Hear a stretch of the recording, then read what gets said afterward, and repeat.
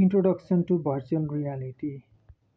Virtual reality भनेको के हो त? यो भनेको चाहिँ एउटा आर्टिफिसियल इन्भाइरोमेन्ट हो जुन चाहिँ सफ्टवेयर र हार्डवेयर युज गरेर बनाएको हुन्छ। अनि यसले चाहिँ युजरलाई रियल वर्ल्ड हो भनेर एउटा विश्वास दिलाउँछ। कम्प्युटर टेक्नोलोजीले एउटा सिमुलेटेड इन्भाइरोमेन्ट बनाउँछ। In this type of view, instead of viewing screen in front of them, users are able to interact with 3D worlds. अनि त्यो 3D वर्ल्डसँग चाहिँ इन्टरेक्ट गर्न मिल्छ।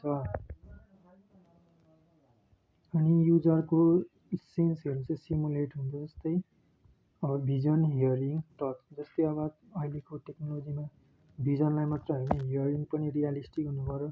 टच, विभिन्न अब गेम खेल्दाखेरि केही कुरा छुए जस्तो पनि हुनुपऱ्यो, त्यसमा पनि काम हुँदैछ।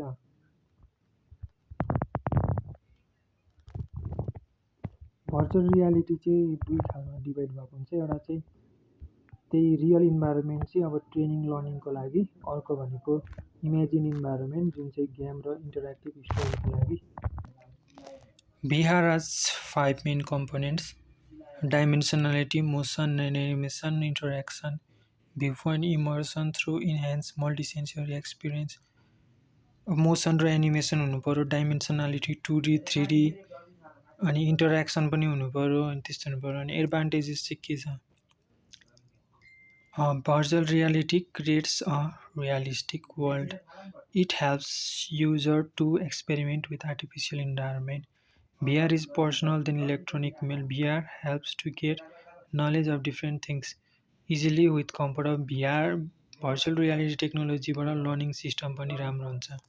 अब डिसएडभान्टेजेस के हुन्छ? यो भनेको कम्प्लेक्स टेक्नोलोजी हुन्छ, यो बनाउन विभिन्न हार्डवेयर सफ्टवेयरहरू मिलाएर बनाउनुपर्छ। Equipment use in virtual reality very expensive हुन्छ। अब भर्चुअल रियालिटीले जे गर भन्छ हामीले त्यही गर्नुपर्छ, आफ्नो विसमा हामीले मुभ गर्न पाउँदैन। Application area, education, health care, environment, engineering, scientific, media, visualisation. अब विभिन्न एरियामा त्यही एजुकेसन पर्पजको लागि, लर्निङ पर्पजको लागि, विभिन्न पर्पज अन्डरस्ट्यान्डिङको लागि युज हुन्छ भर्चुअल रियालिटी। यो चाहिँ इन्ट्रोडक्सन हो र फ्युचरमा अझै यसबारे डिटेल भिडियो आउने सम्भावना छ।